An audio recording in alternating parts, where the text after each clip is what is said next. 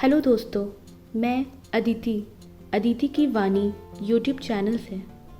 दोस्तों, आज की कहानी मुझे दिल्ली के अर्शदीप सिंह ने भेजी है, उर्फ कहानी वाले ने। दोस्तों, अगर आपको ये कहानी पसंद आती है तो प्लीज़ मेरे चैनल को लाइक करें, शेयर करें एंड सब्सक्राइब करें। कहानी का शीर्षक है एक नया सफ़र। चलिए शुरू करते हैं आज की कहानी। खुद तो मर गई और ये मेरे लिए छोड़ गई। सोनू को ये आवाज़ हमेशा सुनाई देती थी जब भी वो ट्यूशन पढ़ाकर घर वापस लौटता था। पता नहीं उसकी सौतेली माँ उससे चाहती क्या थी। बस एक खाना बनाना ही काम था उनका। पर इस इतने से काम पर भी सौतेली माँ हमेशा नाराज़ ही रहती थी। घर के सारे काम, सुबह उठकर पानी लाना से लेकर दिन भर के बाकी सारे छोटे बड़े काम सोनू खुद ही करता था। फिर कॉलेज जाना, पता नहीं क्यों ये सब उसकी माँ को नहीं दिखते थे। डांट सुनकर उसने खाना खाया, मोबाइल निकाला और अपने कमरे में चला गया। अन्नू का मैसेज आया हुआ था। ये मैसेज देखकर उसके चेहरे पर एक मुस्कान आ गई। पता नहीं क्यों वो इतनी फिक्र करती थी। दोनों को मिले 2 महीने हो गए थे। सोशल मीडिया पर पहले अन्नू उसकी दोस्त बनी, फिर वो धीरे धीरे बेस्ट फ्रेंड बन गए। सोनू की माँ के जाने के बाद बस अन्नू को ही उसकी फिक्र थी। सोनू दिन रात उसके बारे में सोचता रहता। उनकी फेसबुक पर मुलाकात हुई थी जो कि बहुत ही दिलचस्प थी। सोनू को उसकी सौतेली माँ ने डांटा था। सोनू बहुत उदास था। तभी उसने फेसबुक पर एक पोस्ट डाली कि ये जिंदगी खत्म क्यों नहीं होती। मौत पर उसने एक लंबी चौड़ी पोस्ट लिख डाली थी। ये पोस्ट पढ़कर अन्नू ने उसे मैसेज किया। अन्नू के फेसबुक पर एक छोटे से बच्चे की तस्वीर लगी हुई थी। सोनू ने जवाब दिया उसके मैसेज का। धीरे धीरे बातों का सिलसिला बढ़ने लगा। अन्नू को हर सवाल का जवाब देने में घंटा लग जाता।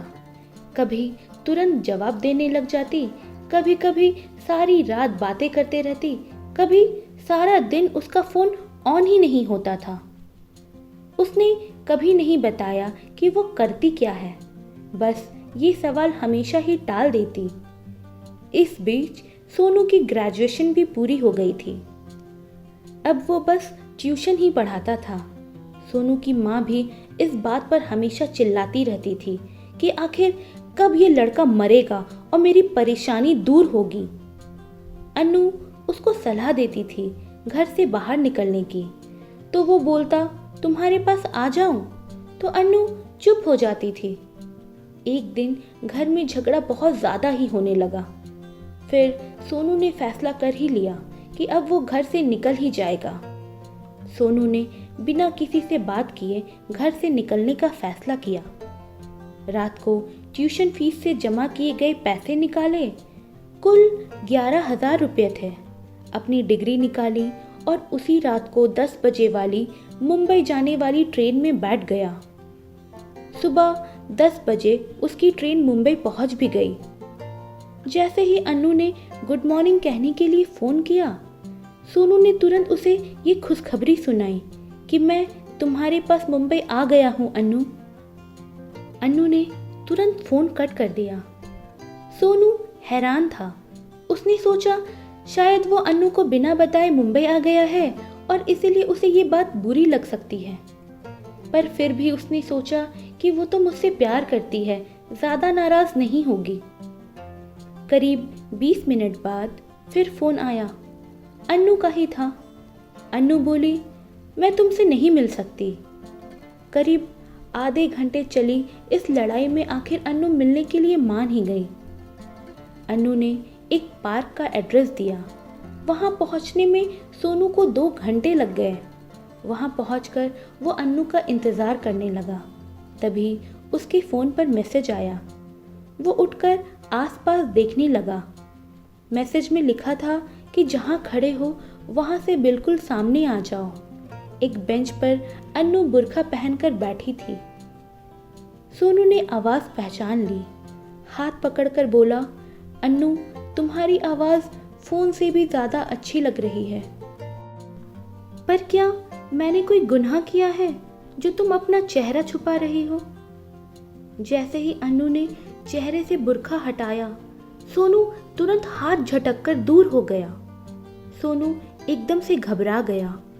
उसने सोचा ही नहीं था कि अन्नू ऐसी होगी। बुर्का हटाते ही अन्नू का जला हुआ चेहरा सोनू के सामने आ गया। यह देखकर सोनू के पैरों तले जमीन निकल गई। उसने क्या क्या सपने देखे थे अन्नू को लेकर, और अन्नू उन सपनों से बिल्कुल अलग थी। जो हुस्न उसने सोचा था उसके बिल्कुल विपरीत निकली अन्नू। अब सोनू को समझ नहीं आ रहा था वो क्या बोले। अन्नू ने अपनी चुप्पी तोड़ते हुए कहा, तुम गलत नहीं हो सोनू, तुम्हारी कोई गलती नहीं है। ये समाज ही सुंदरता को देखती है। तुमने भी वही देखा।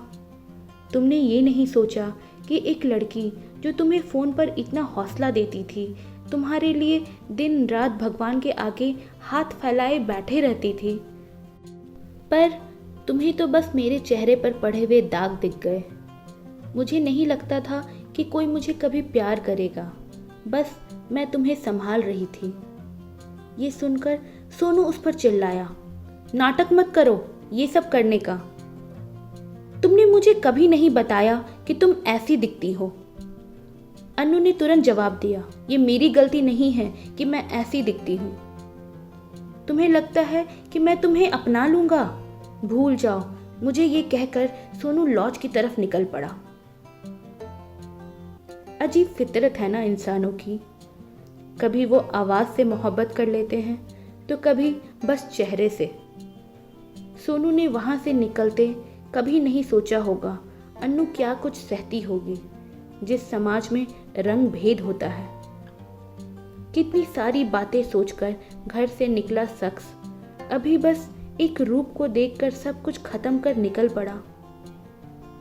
लॉज पहुंचकर सोनू ने सामान पैक किया और सोचने लगा अब कहाँ जाए।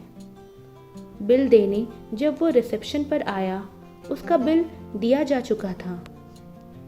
बिल के अलावा एक एड्रेस व 10,000 रुपये सोनू के लिए छोड़ दिए गए थे। सोनू सोचने लगा कितना फिक्र है अन्नू को उसकी, पर उसे लग रहा था इस चेहरे के साथ वो उम्र नहीं बिता पाएगा। बस यही सोचकर सोनू उस दिए हुए एड्रेस की ओर निकल पड़ा। जो एड्रेस रिसेप्शन पर उसे दिया गया था वो दिल्ली की एक कंपनी का था। सोनू अब वहां से दिल्ली की ओर निकला, अन्नू के दिए हुए पते की ओर, एक नए सफ़र की ओर। पर रास्ते भर वो बस ये सोचता रहा कि अन्नू ने उसे धोखा दिया है। अगर वो ऐसी ना दिखती तो उसके साथ आज वो खुश होता। सारी उम्र वो अपनी सौतेली माँ का गुस्सा वाला चेहरा देख देख कर जीता रहा है, और अब अन्नू का ये जला हुआ चेहरा। दिल्ली पहुंचकर उसने कॉल किया। जो नंबर उस एड्रेस के साथ था वो कोई लड़की थी, बहुत खूबसूरत। उसने उसको रिसीव किया। लड़की ने कहा, आज आराम कर लो, सुबह इंटरव्यू के लिए जाना है। जो रात हमेशा अन्नू के साथ बातें करते हुए गुजरती थी, अब वो एक नए सपने देखते हुए गुजर रही थी। कुछ महीने का प्यार उसके साथ महसूस करते हुए गुजरा हुआ वो वक्त सब भूलकर सोनू यहाँ एक नई जिंदगी शुरू कर रहा था। अन्नू को उसने ब्लॉक नहीं किया था। फेसबुक पर अन्नू ने उसे कुछ मैसेज किए थे। उसमें भी उसने सिर्फ सोनू की चिंता ही जाहिर की थी। हर मैसेज में बस यही लिखा था, ध्यान से रहना, खुश रहना। सोनू ने कुछ पुरानी चैट पढ़ते पढ़ते फेसबुक बंद कर दी और सो गया। सुबह इंटरव्यू पास किया, ज्वाइन किया और काम में लग गया। अब उसे अन्नू की याद भी कम आती थी।